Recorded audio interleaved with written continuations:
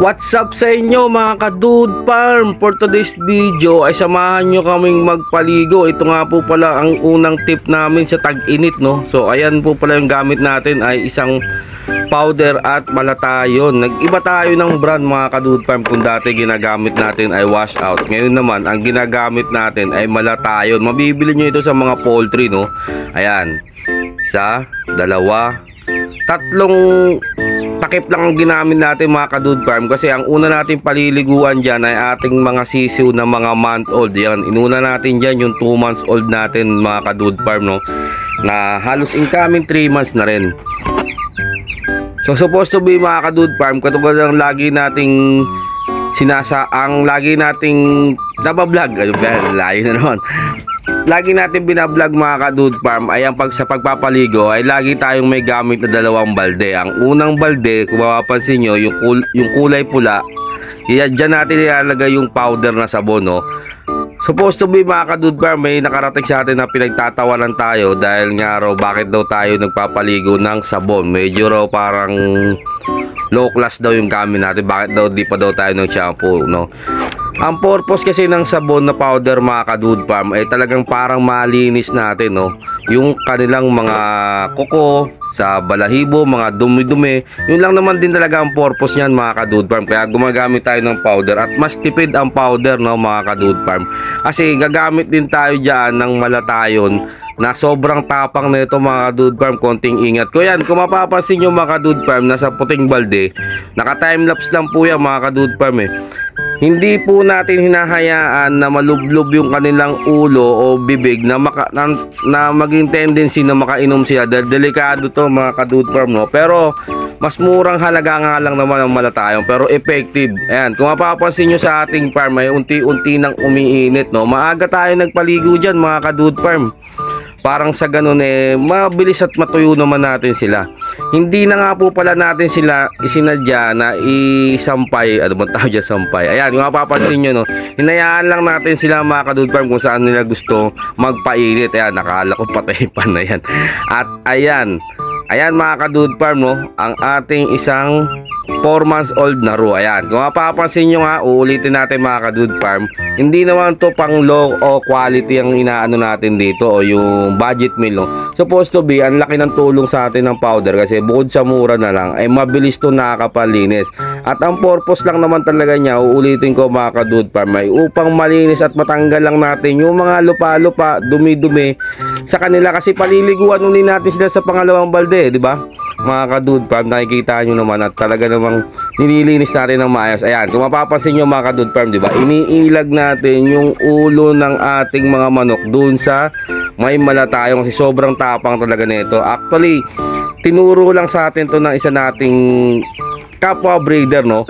At hindi na tayo gumamit ng washout kasi hindi naman sa hindi tayo ni-sponsor ng washout. Mas epektibo lang kasi yung malatayon at mas mura lang siya. So ayan naman yung incoming natin 4 months, 3 months old, mahigit lang yan na hen. Yung roux nga po pala natin, available pa po yun mga ka-Dude Farm, no? O ayan, kung mapapansin nyo talaga, no? At o nga pala mga ka-Dude Farm, ito yung una naming tip sa tag-init kung tawagin mga ka-Dude Farm. Ang una nating tip ay, ang una nyong gawin mga ka-Dude Farm ay paliguan nyo ang inyong mga alaga, lalo na ang mga Brahma, dahil sobrang kakapal ng mga balahibo nito. At tsak, nai-stress sila sa init. Grabe nga naman yung init nito mga ka-Dude Farm, no? Kung yung tayo ang mga tao ay nahihirapan at sobrang init eh, how much more pa tong mga alaga natin, no? Kaya yan ang una nating tip sa tag-init mga ka-Dude Farm, ay magpaligo kayo. Ayan, kung mapapansin nyo mga ka-Dude Farm, maging yung ating mga 1 month old, hindi natin na video kanina, no? Kasi nga nalaglag yung cellphone ko dyan kaya parang na time-lapse na yan, pero okay lang yan. At ayan mga ka-Dude Farm, kita nyo sobrang dumi na, di ba? Kaya huwag nyo nang gagamitin yan. Kaya 2 balde yung ginagamit natin at mayroon tayong panlinis. Ayan, mapapansin nyo, ito yung pangalawa nating set. Gagamitin na natin at paliliguan natin dito ay yung ating mga breeder mga ka-Dude Farm. Mga breeder naman, no? Diyan din mga ka-Dude Farm, nalaglag ulit yung cellphone ko dyan ng hindi ko rin namamalaya, kaya hindi ko rin na video. Diyan ay gagamit tayo ng 4 na takip naman mga ka-Dude Farm, no? 4 na yung ginamit natin dyan kasi nga medyo makakapal na balahibo at malaki na yan. Ayan, makikita nyo grabe talaga yung bula ng malatayo, no? Kaya delikado rin yan pag nainom ng ating mga alaga, kaya iwasan nyo. Diyan marami na tayo napaliguan dyan ng mga breeder. Ayan, nakita nyo kalahati na yung balde. Sinunod lang natin si Pogi, yung row natin na porcelain, no? At ayan mga ka-Dude Farm, no? Kung mapapansin nyo, ang purpose lang talaga ay para linisin. At o nga pala mga ka-Dude Farm, no? Wag lang kayo basta-basta nagpapaligo lang. Parang nilublob nyo lang sa balde mga ka-Dude Farm, tapos na. Hindi ganon mga ka-Dude Farm, no?